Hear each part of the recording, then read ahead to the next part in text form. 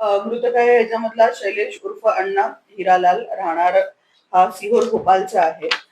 जो आरोपी आहे त्याचं नाव अनुराग उर्फ घोडा सुनील बोरकर असं आहे. आणि हे लोक सगळेजण कचरा वेचणे आणि फुटपाथवर राहून भिक्षा मागणे अशा प्रकारचे काम करतात. ह्यांची अजून एक सोनू मरस कोल्हे नावाची जी महिला आहे ती पण भिक्षेकरी आहे.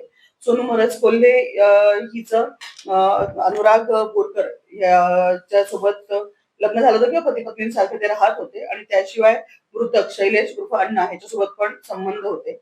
मृतक शैलेश अण्णा तिला विनाकारण हात लावतो आहे इकडे तिच्या शरीराला असं त्याच्या रागावरनं आरोपी अनुराग उर्फ घोडा यांनी मृतकाला दगडानी दगड पंचामध्ये घालून आणि त्या दगडानी गोफणासारखा वार करून त्याच्याशिवाय मोठा दगड त्याच्या डोक्यात घालून त्याला गंभीर जखमी करून जीवानीशी ठार मारलेले आहे. मृतक आणि आरोपी यांचा जो नेहमीचा मित्र आहे विकी उर्फ काल्या अरुण पवनीकर हा पण घटनेच्या वेळेस तिथेच होता. त्यांनी जेव्हा या लोकांचं भांडण आणि मारामाऱ्या बघितल्या तेव्हा घाबरून जाऊन त्यांनी तिथे जवळ असलेल्या SBS लॉजचा जो मॅनेजर आहे फिर्यादी राकेश सबळ याला जाऊन सांगितले की हे लोक इथे मारामारी करत आहेत आणि आरोपी हा जखमीला खूप जोरजोराने दगडाने मारतोय, पोलिसांना बोलवा. त्यावरनं राकेश सबळनी त्याच्याजवळ असलेल्या पोलीस कर्मचाऱ्याच्या फोनवर फोन करून घटनेबाबत माहिती दिली.